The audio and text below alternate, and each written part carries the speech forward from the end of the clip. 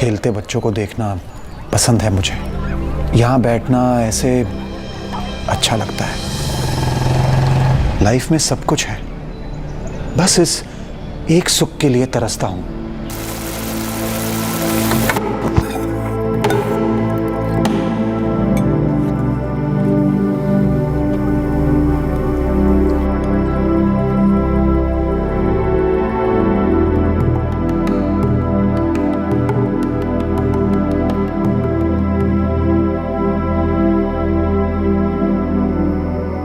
Miss करता हूं उन्हें बहुत। अजी डिनर तो कब का रेडी है, लेकिन ये इंजन ड्राइवर राहुल साहब ट्रेन रोकने को ही तैयार नहीं है। आपने खा लिया? बस चल रहा है। क्या बनाया है? वही यूजुअल नूडल्स। कितनी बार कहा है आपसे, अगर खुद बनाने का मन नहीं करता तो कोई टिफिन सर्विस कर लो या बावर्ची तो रख लो। ये रोज रोज का नूडल्स वगैरह ठीक नहीं है। ये रोज रोज का अकेलापन उससे भी ज्यादा ठीक नहीं है निशा। विनय, हम फिर उसी बात पर अटक रहे हैं। आप जानते तो हैं मुझे पटना रास नहीं आता। आप रांची ट्रांसफर ले लो ना। बैंक जॉब से ट्रांसफर मिलना नूडल्स थोड़ी ना है कि 2 मिनट में हो जाए। तुम जानती हो हमें हमारी मर्जी से ट्रांसफर नहीं मिलता। आप भी तो जानते हैं अब पहले जैसा तो है नहीं कि हम दोनों ही थे, 2 बैग्स बांधी और हर पोस्टिंग्स पर साथ साथ जाते।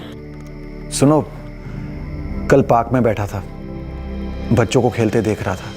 नए टाइप का टॉय हेलीकॉप्टर आया है, रिमोट वाला। अपना राहुल देखेगा तो बिल्कुल क्रेजी हो जाएगा। उसके लिए खरीद देना। ओके? हर महीने कोई ना कोई कीमती खिलौना खरीद के रख देते हो आप। बिगाड़ के रख दोगे इससे, मैं कह देती हूँ। नहीं बाबा, ये बस मेरी खुशी के लिए। ले देना। ओके? अच्छी बात है।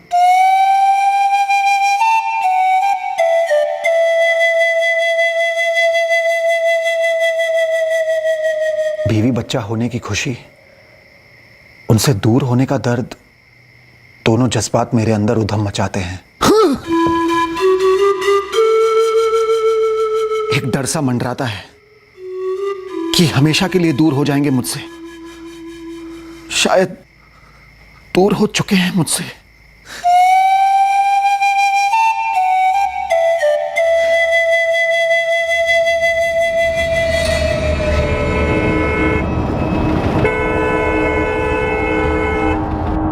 सर, मैं कल भी गया था उनके घर पर। डोरबेल बजाई, दरवाजा खटखटाया और आवाज भी लगाई, कोई रिस्पांस नहीं मिला।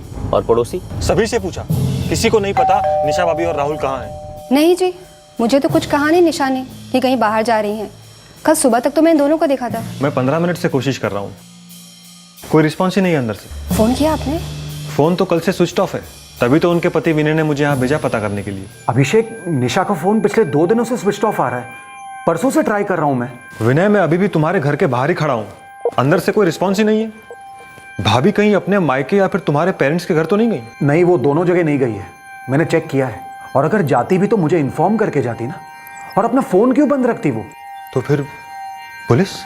और सीधे सीधे मैं आपके पास चला आया सर। और ये विनय पांडे कहाँ, पटना में रहते हैं? 1 साल से पटना में ही है, ब्रांच मैनेजर है। इसके पहले उनकी पोस्टिंग यही रांची में थी। निशा भाभी और राहुल यही रहते हैं और विनय अकेले पटना में रहते हैं।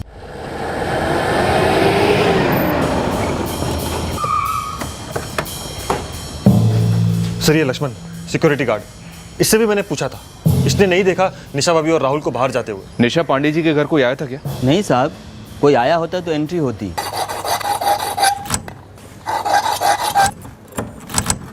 विनय, पुलिस ने भी बेल बजाई, कोई रिस्पांस नहीं है। अब पुलिस दरवाजा खुलवा रही है। अभिषेक, मैं अभी के अभी पटना से निकल रहा हूं। मुझे बहुत डर लग रहा है।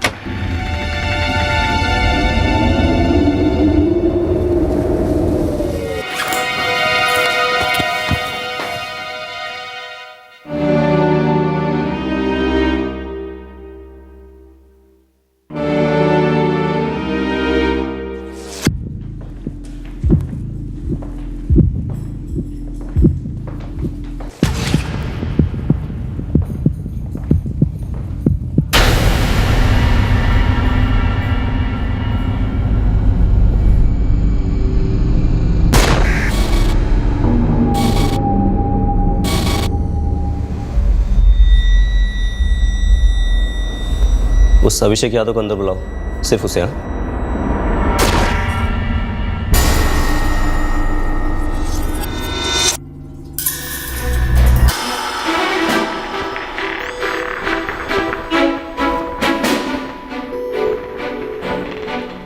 यही है सर, निशा भाभी और राहुल।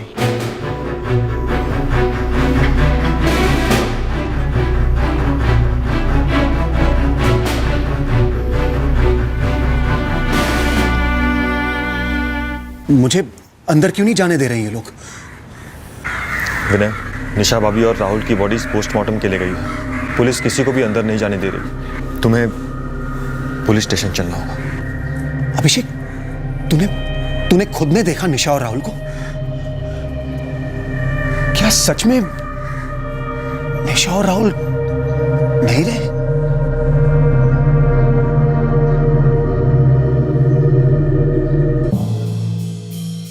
मर्डर्स को 48 आवर से थोड़ा ऊपर हो चुका है। मतलब परसों 3 फरवरी। हाँ, छुरे या ऐसी किसी धार वाली चीज से दोनों के गले काटे गए।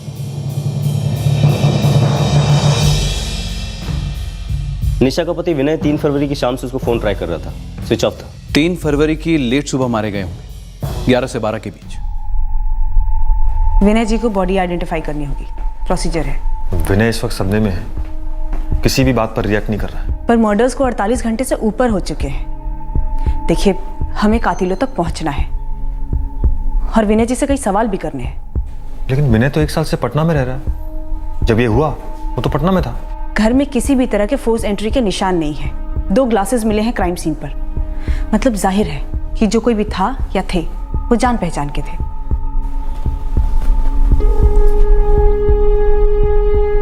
विनय, तुम्हें आइडेंटिफाई करना होगा निशा भाभी और राहुल को। भूले इनको।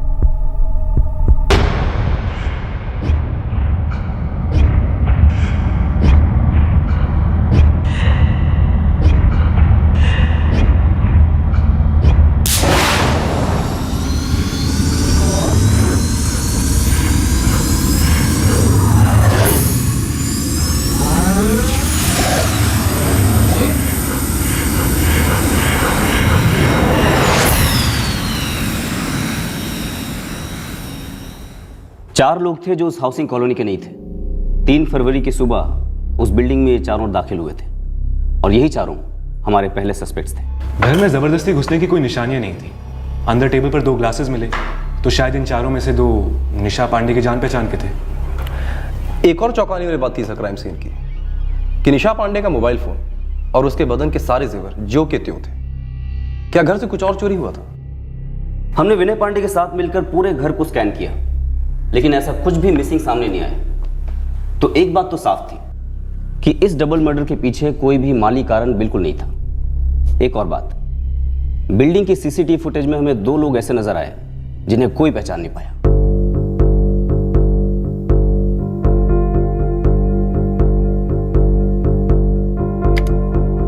सर, ये जो साइन कर रहा है ये है श्याम गुप्ता और ये जो इसकी बगल में है सर, ये है जितेन कश्यप।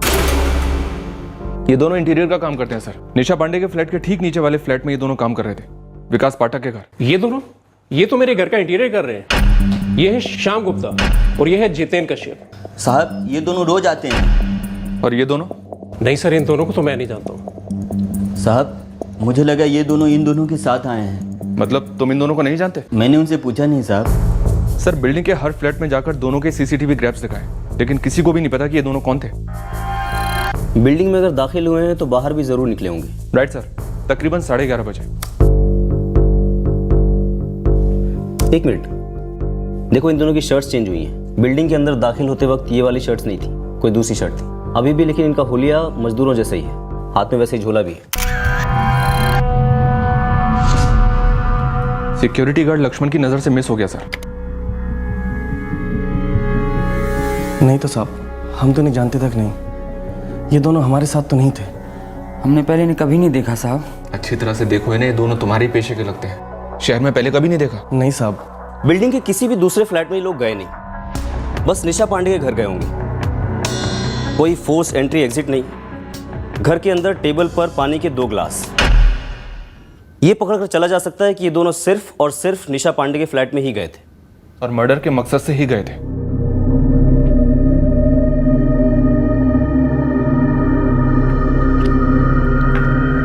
मुझे नहीं मालूम सर। आपकी बिल्डिंग में किसी को नहीं मालूम कि ये दोनों कौन है? उस दिन आपकी वाइफ का मोबाइल स्विच ऑफ होने से पहले उन्होंने ना तो किसी को कॉल किया और ना ही उन्हें किसी का कॉल आया। ऐसा लगता नहीं है कि उन्होंने किसी को बुलाया था। लेकिन आपके घर के अंदर टेबल पर पानी के 2 ग्लासेस मिले हैं, जिससे हम ये अनुमान लगा के चल रहे हैं कि आपकी पत्नी निशा शायद इन दोनों को जानती रही होंगी। इन्होंने आपके घर के अंदर अपनी शर्ट्स भी बदली थी। हो सकता है खून के धब्बे लग गए हों शर्ट पर। ये लोग कौन है सर? और मेरे बीवी और बच्चे को क्यों? शायद किसी ने पुरानी दुश्मनी निकाली हो। दुश्मनी एक औरत और एक मासूम बच्चे से, वो भी ऐसे? अभी 2 तारीख को ही तो बात हुई थी। जी, आप कह रहे थे 2 तारीख को बात हुई थी, फिर सब ठीक ठाक था। राहुल अपने नए टॉय हेलीकॉप्टर से खेल रहा था। मैंने निशा से कहा कि मेरी लीव सैंक्शन हो गई है, 14 से 18 घर आ रहा हूं मैं, घर। विनय पांडे को हमारे बैंक में पूरे 15 साल हुए हैं। पिछले साल को ही पटना सिटी के एक ब्रांच के मैनेजर बनाए गए। प्रमोशन और ट्रांसफर साथ में। निशा जी और राहुल साथ में यहीं रांची में रहे? विनय यहाँ रांची की पोस्टिंग पर 3 साल पहले आया था, तब राहुल छोटा था। निशा को रांची भाग गई तो उन्होंने बच्चे का स्कूल सब यहीं करने का सोच लिया। विनय आता था महीने में पटना से। और रांची से पहले? मैडम, हमारे बैंक में असिस्टेंट मैनेजर लेवल के बाद हर 2 साल में प्रमोशन और ट्रांसफर साथ साथ ही होते हैं। विनय काफ़ी तरक्की कर रहा है, उसके ट्रांसफर भी कई जगह हुए, बोकारो, धनबाद और भुवनेश्वर भी, 2011 से 2012 जब राहुल पैदा हुआ था। राहुल भुवनेश्वर में पैदा हुआ था? लेकिन निशा जी और विनय जी ये तो बोकारो के रहने वाले हैं ना, तो निशा जी बोकारो अपने मायके क्यों नहीं गई डिलीवरी के लिए? क्यों नहीं गई ये मैं कैसे बता सकता हूँ, आप विनय से ही पूछ लीजिए। देखो साहब, आप ना इस सीसीटीवी की पहले के दिनों की फुटेज भी निकलवाओ। ये बंदे मजदूर लगते हैं, हो सकता है पहले भी कभी आए हों। अबे ओ सोमेश, अब क्या तू हमें हमारा काम सिखाएगा? पिछले 3 महीने के सारी फुटेज चेक किए, उसमें नहीं थे ये दोनों। तो कोई नहीं साहब, मैं घुमाता हूँ ये फोटो अपने खबरों के मजदूरों में।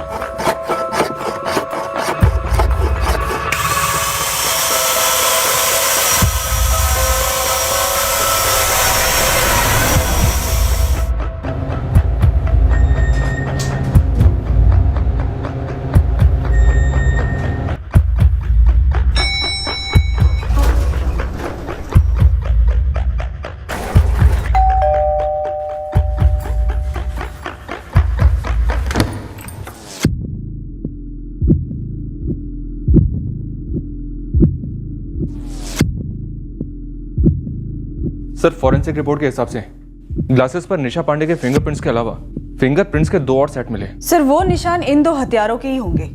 लेकिन ये दोनों पांडे परिवार से किस तरह कनेक्टेड हैं, इस बारे में हमारे पास कोई जानकारी नहीं। एक बात तय है कि निशा पांडे इन दोनों को जानती जरूर थी। पत्नी और बच्चा रांची में रहते थे, पति पटना में। दोनों में से किसी का भी अफेयर्स हुए हो सकते हैं। वाइफ निशा के कॉल रिकॉर्ड से ऐसा कुछ मिला तो नहीं है सर। बाकी विनय के बैंकर दोस्त अभिषेक के कॉल रिकॉर्ड्स मंगवाए मैंने। इस विनय पांडे के फोन रिकॉर्ड्स खंगालो, इनसाइड जॉब की पॉसिबिलिटी भी हो सकती है। सर, एक बात खटक रही है। निशा और विनय की शादी 14 साल पहले हुई थी, पर उनका पहला बेटा राहुल 5 साल पहले पैदा हुआ था। हाँ, तो करियर वरियर के चक्कर में फैमिली प्लानिंग लेट की होगी। माना आजकल ऐसा काफी होता है, बट सर एक और बात खटक रही है कि निशा ने अपनी डिलीवरी भुवनेश्वर में करवाई अकेले। ना वो बोकारो अपने मायके गई और ना ही ससुराल। सर, ऐसा तो काफी कम ही होता है। शालिनी, तुम्हें इस बच्चे में कोई एंगल नजर आ रहा है? सर, एंगल का तो नहीं पता, पर एक फीलिंग है, धुंधली सी। तो फिर इस धुन को हटाओ, टटोलो, पूरी जानकारी निकालो इस कपल की और इस बच्चे की। अम्मा, एक खुशखबरी है, मतलब सबसे बड़ी खुशखबरी। अम्मा, निशा प्रेग्नेंट है। भगवान के घर देर है अंधेर नहीं। ये तो वाकई सबसे बड़ी खुशी की बात है। तू बस आज के आज निशा को लेके बोकारो आ जा। अरे अम्मा, ऐसे कैसे? मैं कह देती हूँ, तेरी एक ना सुनूंगी मैं। यहाँ मैं और निशा की माँ दोनों मिलकर माँ और बच्चे का ऐसा ध्यान रखेंगे कि सब याद रखेंगे। नहीं नहीं निशा, ना अब हम तुम्हारी कोई बात सुनेंगे और ना ही जमाई बाबू की। तुम आ रही हो मतलब आ रही हो। लेकिन माँ, डॉक्टर ने सफर करने से मना किया है ना। ये तुमने सही नहीं किया निशा। 5 महीने बाद हमें बता रहे हो बेटा। आपको तो पता है ना माँ, कॉम्प्लिकेशंस पहले से ही थी। जब डॉक्टर ने कहा कि आप बता सकते हैं तो सबसे पहले आप ही को बताया है। चलो कोई बात नहीं। देखो बेटा, अब तुम फ्लाइट करो, कुछ भी करो, लेकिन आना तो तुम्हें पड़ेगा ही।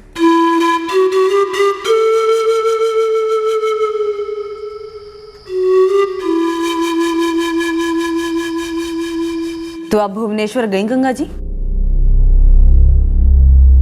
दरअसल वो दोनों ही मना करते रहे, कह रहे थे सब इंतजाम है, पानी की जरूरत नहीं है। राहुल अचानक से 1 महीना पहले ही आ गया और हम लोग जाएं ना जाएं बस इसी में ही लगे हुए थे। और फिर डिलीवरी के बाद हम तुरंत उसके पास गए। हम सब कितने खुश थे, पोता हुआ था हमारा।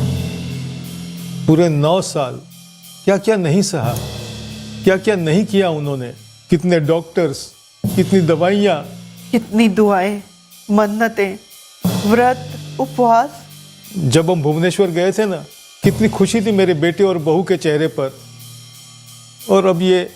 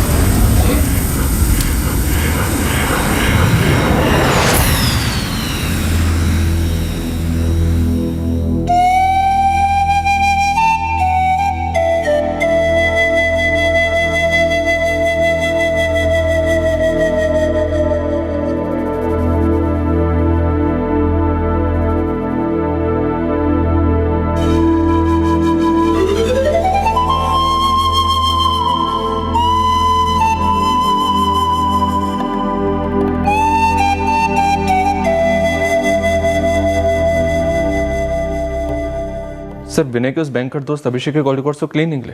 उन दोनों हथियारों की फोटो दिखाए उसे? यस सर, मैंने दिखाया।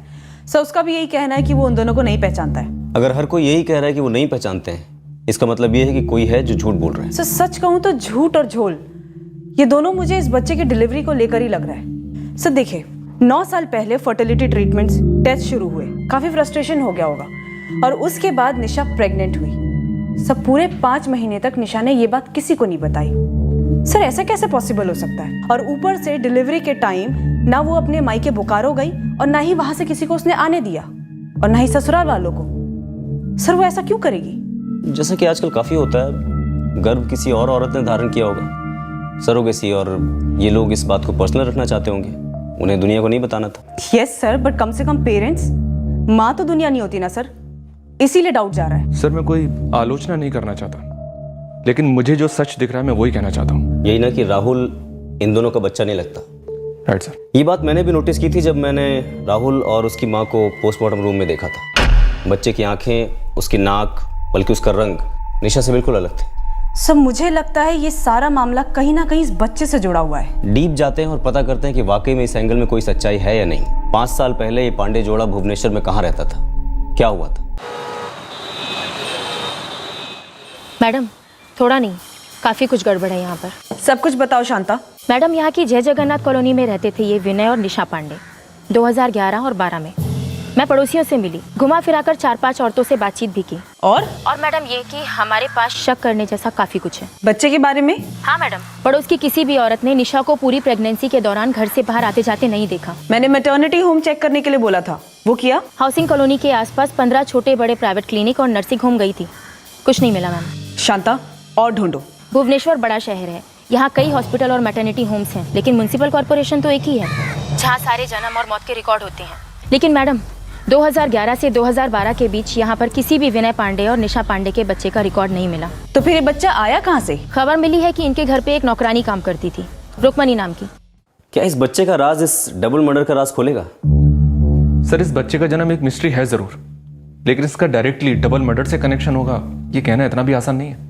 सर, हमारा ये काम कांस्टेबल शांता आसान कर रही है। सर, वो उस मेड रुक्मणी के बारे में पता कर रही है। सर, शायद ये बच्चा विनय और निशा का नहीं है। लेकिन इन दोनों हथियारों का क्या? ये क्या वहाँ कोई पर्सनल दुश्मनी निकालने गए थे? सर इन दोनों ने मोबाइल जेवर कुछ भी नहीं चुराया, मतलब चोरी के लिए तो बिल्कुल नहीं आए थे। एक बात तो तय है कि निशा इन दोनों को जानती जरूर थी, वरना वो दरवाजा खोलकर उन्हें घर में बिठाकर पानी क्यों पिलाती? कहीं ऐसा तो नहीं कि विनय हमसे कुछ छुपा रहा है? सर मैं चाहता हूं कि निशा और राहुल के हत्यारे पकड़े जाए और उन्हें सजा भी मिले, पर तब तक मैं इस घर में नहीं रह पाऊंगा जहां उनकी इतनी भयंकर हत्या की गई थी, वो भी सिर्फ 1 हफ्ते पहले। लेकिन इस वक्त इन्वेस्टिगेशन काफी नाजुक स्टेज पर है, इसलिए आपका शहर में होना बहुत जरूरी है। आप चाहें तो कहीं और शिफ्ट कीजिए, पर प्लीज अभी शहर मत छोड़िए।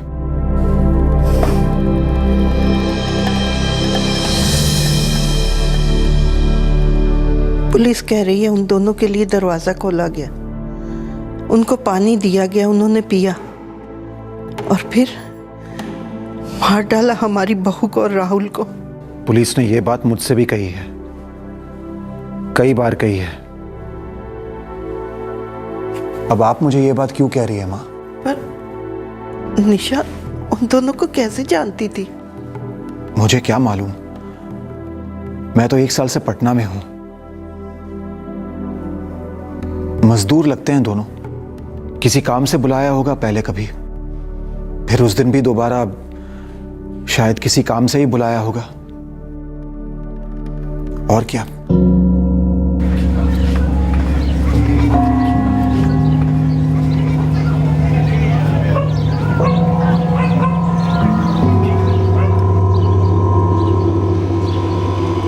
आ गई माँ। रुक्मणी, मैं कांस्टेबल शांता। जी मैडम। 5 साल पहले यहाँ विनय और निशा पांडे रहते थे, तुम काम करती थी ना उनके यहाँ?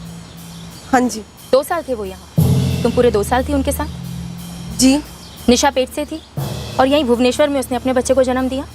जी मैडम, राहुल नाम रखा था उस बच्चे का, बड़ा प्यारा बच्चा है। लेकिन बात क्या है? निशा पांडे और बच्चे राहुल दोनों का कत्ल हो गया है रांची।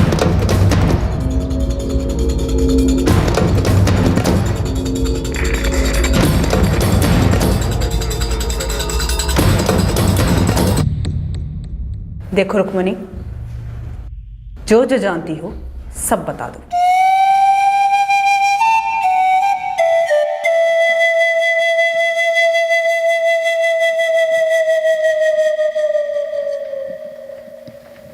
विनय जी, क्या आप राहुल के पिता हैं? ये कैसा बेहुदा सवाल है? सवाल सीधा है, ये केस बेहुदा है। दोबारा पूछ रहा हूं, क्या राहुल आपका और निशा जी का बेटा था? उन 2 सालों में भुवनेश्वर के किसी भी हॉस्पिटल में या म्युनिसिपैलिटी के रिकॉर्ड में सबूत नहीं है कि निशा और विनय का कोई बच्चा हुआ था। लेकिन एक लोकल डॉक्टर नीलोश्री जैना, अमूल्य चौक की डॉक्टर नीलोश्री जैना से हमें सबूत मिलते हैं कि उस दौरान तुम प्रेग्नेंट थी, रुक्मणी साहू। और तुम जो दावा करती आई हो कि उस प्रेगनेंसी का जो बच्चा था वो मर गया, उसका भी कोई सबूत नहीं है।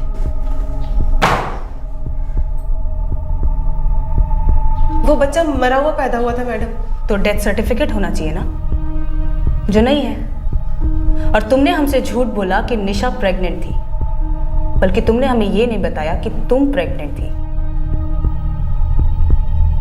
देखो रुक्मणी, हमें पूरा शक है कि निशा का राहुल दरअसल तुम्हारा बच्चा है। और अब जब निशा और राहुल दोनों का मर्डर हो चुका है और तुमने हमें सच नहीं बताया ना, तो हम ये मानकर चलेंगे कि निशा और राहुल के कत्ल में तुम्हारा भी हाथ हो सकता है। तो सोच लो।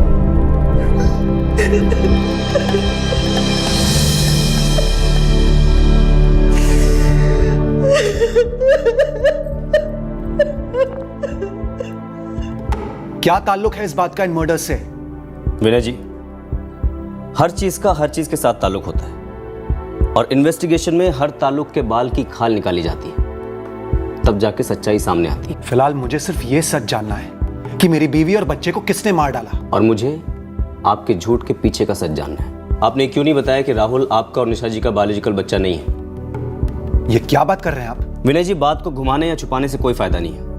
हम लोगों ने राहुल की बायोलॉजिकल मदर को ट्रेस कर लिया है, भुवनेश्वर में, रुक्मणी साहू।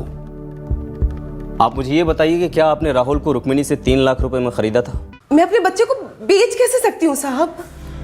नहीं रुक्मिनी, हम तुम्हारा बच्चा खरीद नहीं रहे हैं, हम बस तुम्हारे बाकी दो बच्चों की परवरिश के लिए एक छोटी सी गिफ्ट दे रहे हैं, मतलब मदद कर रहे हैं तुम्हारी।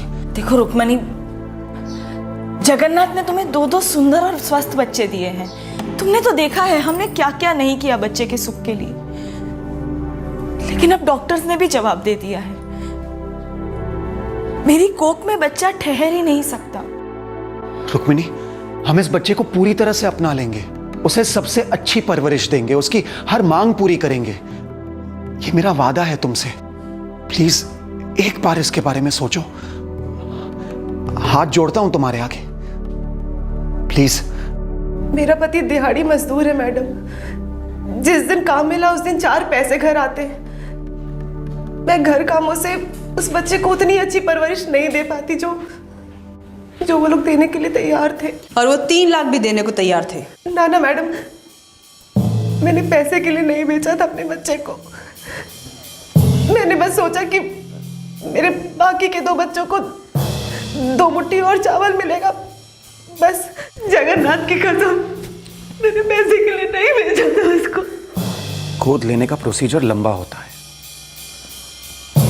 ऊपर से हम किसी को, मतलब किसी को बताना नहीं चाहते थे कि राहुल हमारा खून नहीं है, खुद राहुल को भी नहीं।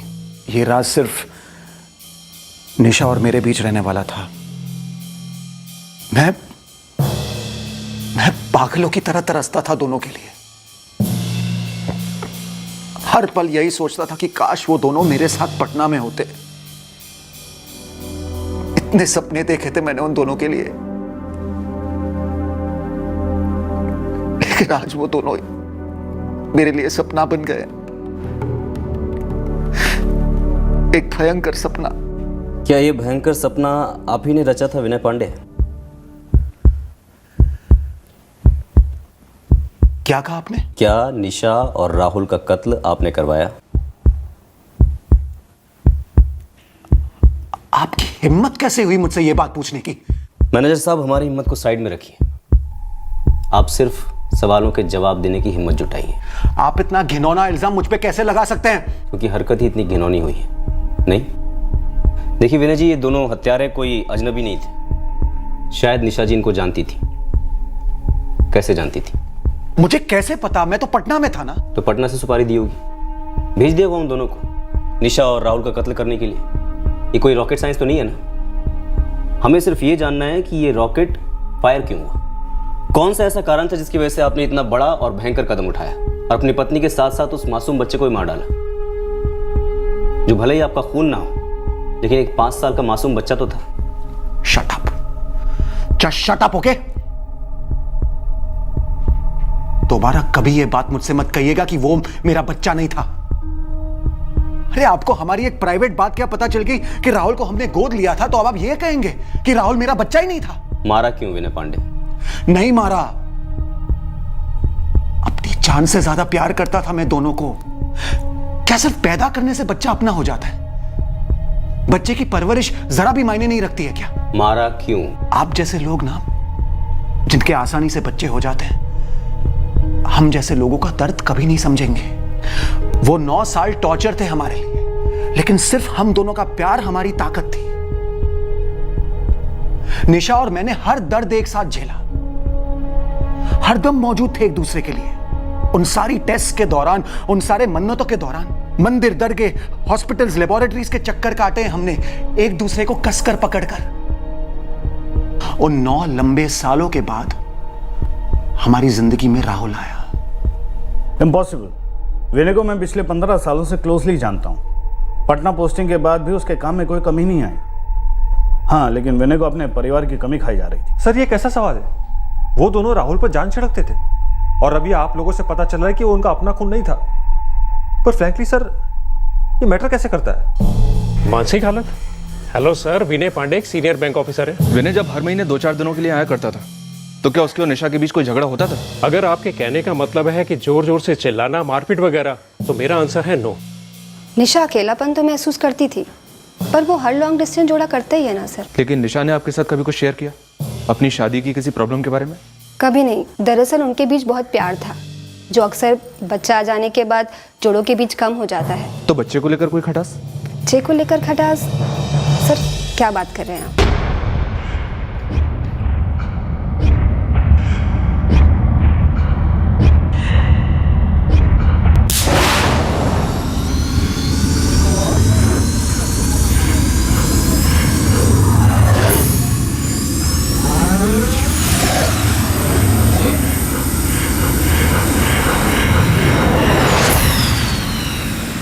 सर इन दोनों पर अभी तक खबरियों से कोई भी इनपुट नहीं आया है।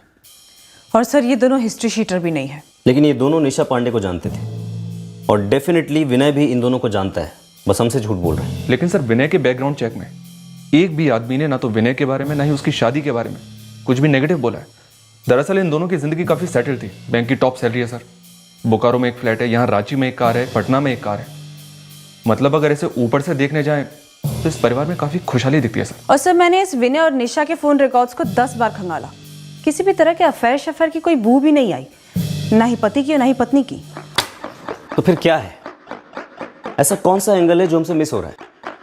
निशा की बॉडी पर गहने intact, mobile phone intact, cupboard में से कोई सामान चोरी नहीं हुआ, बस माँ और बेटे का गला काटा गया। लेकिन उसके पहले दोनों हत्यारों ने पानी पिया, जो कि बिल्कुल भी पेशेवर नहीं है। अगर होते तो ए, मोडस ऑपरेंडी कुछ अलग होती, और बी, घर का सारा कीमती सामान चुरा कर ले जाते, ताकि हमें लगे कि ये केस रॉबरी कम मर्डर का है। और मोस्ट इंपॉर्टेंटली निशा उन दोनों को जानती थी, वरना वो घर का दरवाज़ा खोलकर उन्हें घर में बिठाकर पानी क्यों पिलाती? राहुल, पापा ने क्या कहा था? ये हेलीकॉप्टर गार्डन में चलाने के लिए है, घर पर नहीं।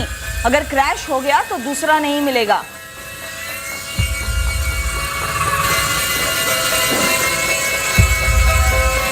बेटा राहुल बंद करो ना, मम्मी बात नहीं कर पा रही है। मम्मी बस लास्ट राउंड, लास्ट राउंड।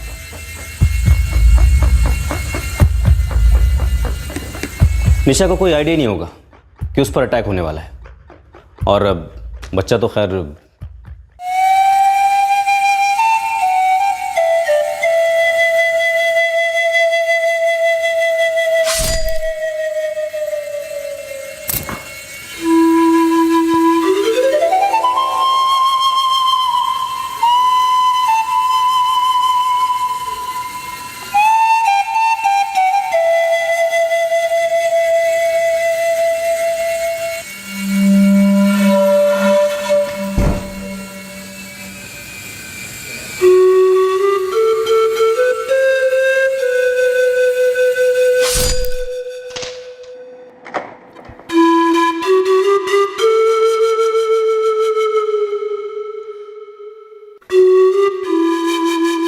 शायद ये दोनों खास निशा और बच्चे को मारने आए थे सर, मतलब भेजे गए थे।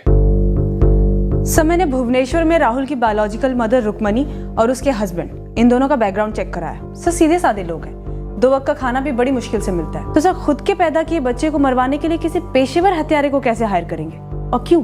लेकिन पता नहीं क्यों मेरे शक की सुई इस विनय पांडे पर जाके अटक गई है। लेकिन सर उसके खिलाफ तो हमारे पास एक सुई जितना भी सुराग नहीं है। वही तो, बंदा सीनियर बैंक मैनेजर है, तगड़ा दिमाग है, बहुत ही कैलकुलेटेड तरीके से इस विनय पांडे ने सारे सुराग और सबूत कवर अप किए हैं। बस ये पता चल जाए कि क्यों मार डाला इसने अपनी बीवी और बच्चे को। मुझे इस बात का पूरा यकीन है कि हमारा मुजरिम विनय पांडे ही है।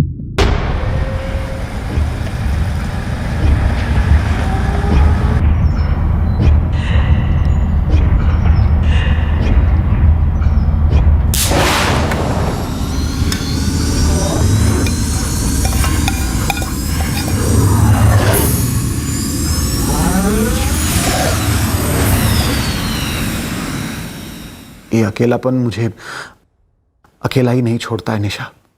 दिन तो जैसे वैसे काम में कट जाता है, लेकिन शाम होते ही कुरेदने लगता है मुझे, और रातों को मेरा गला घोंटता है। कुछ भी खाना गले के नीचे उतरता ही नहीं है। जिंदा रहने के लिए नूडल्स बना लेता हूँ। जरा दूर का सोचो, यहाँ रांची में राहुल के लिए सब कुछ सही है, स्कूल, उसके दोस्त, हमारा मोहल्ला। लेकिन हमारा क्या? हमारा क्या विनय? हमने 9 साल हर एक मिनट साथ गुजारा है। काश वो वक्त वापस आता जब तुम मेरे लिए भी वक्त निकालती थी।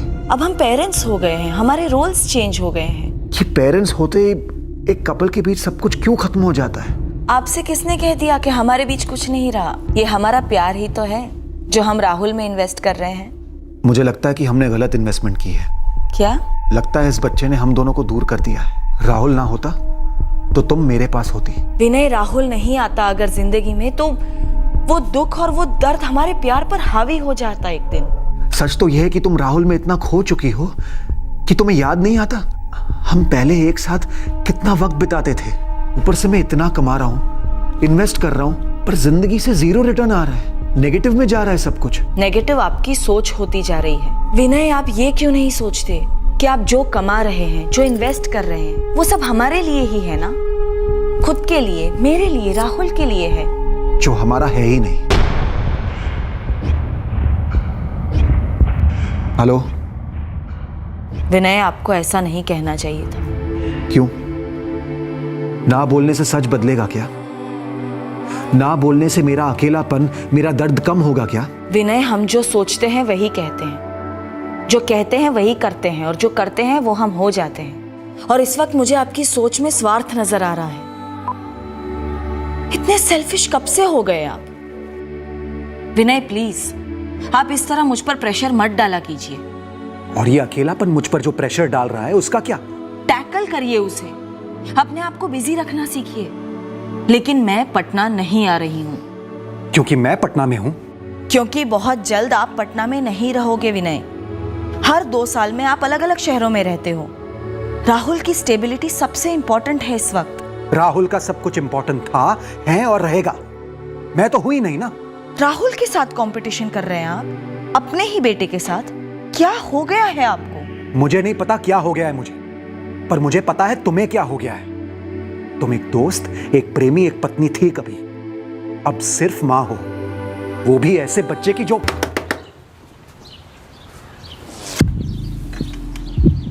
प्रणाम साहब। ये क्या बात कर रहे हैं साहब? खुद का बीवी और बच्चे को। सब ठीक तो है ना साहब? क्या ठीक है क्या नहीं ये जानना तुम्हारा काम नहीं है। 4 लाख दे रहा हूं, मेरा काम हो जाना चाहिए। कहाँ करना है साहब? कब करना है? रांची, एड्रेस दे रहा हूं। लेकिन तुम दोनों मुझे एक बार भी फोन नहीं करोगे, ना ही मैं तुम्हें फोन करूंगा। ये रहे आधे पैसे, बाकी काम हो जाने के बाद यहीं पे तैयार रखूंगा। जीवन, सुरेश, दोनों यहाँ पर अचानक? मैडम वो रांची आए थे किसी काम से, तो विनय बाबू से पता चला कि आप और बबुआ यहीं रहने आए हैं, तो हम सोचे आपसे मिल आते हैं। कोई फर्नीचर का काम वाम हो तो बता दीजिए। फर्नीचर का तो अभी कोई काम है नहीं, पर इतनी दूर से आए हो, चाय नाश्ता करके जाना। आ जाओ, अंदर आ जाओ।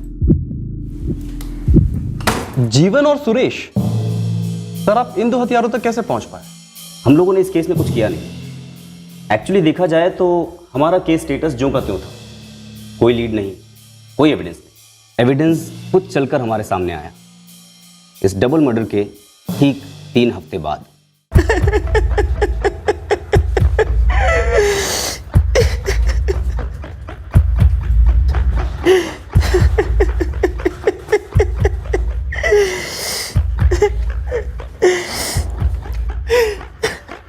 ये रात को दरवाजा खुला छोड़ा था तुमने? हाँ साहब, गलती से कल बंद नहीं किए थे। लेकिन तुम भी तो अंदर सोए थे, तुम्हें कोई आवाज सुनाई नहीं दी? नहीं ना साहब, कुछ भी सुनाई नहीं दिया। सुबह उठे तो देख के जीजा पर सुरेश ऐसा मारा पड़ा हुआ है। सर, 4 डंडों में सब कुछ उगल दिया उस जीवन ने। उसने मर्डर किया अपने जीजा सुरेश का। चल बता, क्यों मारा अपने जीजा सुरेश को तूने? जीजा है तो क्या हुआ, कुछ भी करेगा। चीटिंग कर रहा था हमारे साथ, हमारा पैसा नहीं दे रहा था साहिब। कितने पैसों की लड़ाई थी? जब कीमत तूने उसकी जान लेके वसूली? बहुत सारा पैसा था। कितना? 1। क्या 1 लाख? तूने अपने जीजा को 1 लाख उधार दिया था? देखो जीवन, दिमाग ना चाटो, हम कह रहे हैं तुम्हारा हिस्सा मिलेगा। साहब ने पूरा पैसा दिया था तुम्हारे हाथ में, तुम हमको दिए हो 1, बाकी का हिस्सा चाहिए अभी का अभी। अभी का अभी लगा रखा है। हम बोले हैं ना कि हम 1 रखा हूँ, बाकी का 2 कहीं लगाया है। जब आएगा तो मिल जाएगा तुम्हारा 1। तो जहाँ लगाया हो वहाँ के ब्याज में से दोगे आधा हिस्सा? नहीं दोगे। जीजा, तुम 4 क्लास पढ़े हो तो हम भी 2 क्लास पढ़े हैं, बुर्बक नहीं है हम। बतिया तो बुर्बक की तरह ही रहे हो। जब हम बोल रहे हैं मिल जाएगा पैसा, तो फिर काहे कुत्ते की तरह भौंक रहे हो? 3 हफ्ता हो गया है, अभी सिर्फ भौं भौं कर रहे हैं। नहीं तो काट लेंगे। ये धमकी बमकी है ना किसी और को देना, भरोसा नहीं है हम पर। रत्ती भर भी नहीं है। तो फिर बैठो चुपचाप। हमको मालूम था वो हमारा पैसा नहीं देगा, चालाकी करेगा हमारे साथ। ऐसा गुस्सा आया कि रात में हथौड़ा उठाए और माथा पड़ती है बस।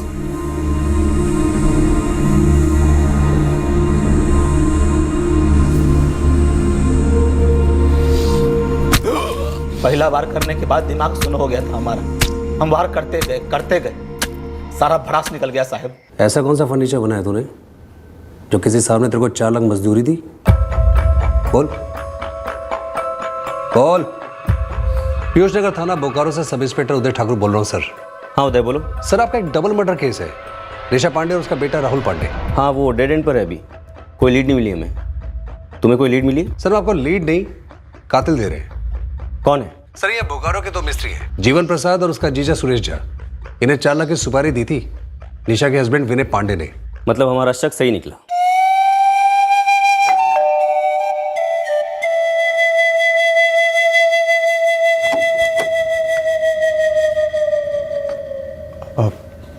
जी कुछ पता चला? बिल्कुल पता चला विनय जी, लेकिन दोनों में से सिर्फ एक पकड़ा गया है। जीवन प्रसाद ने सुरेश झा का मर्डर कर दिया 4 लाख के बंटवारे के लिए।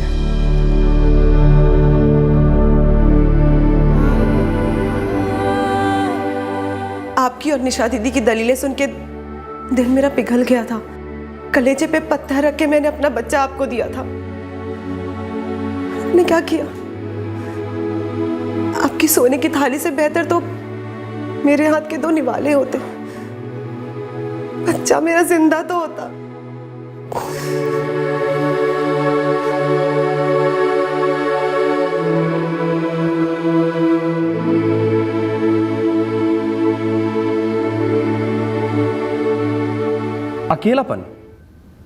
अकेलापन भी कोई मोटिव होता है मर्डर का?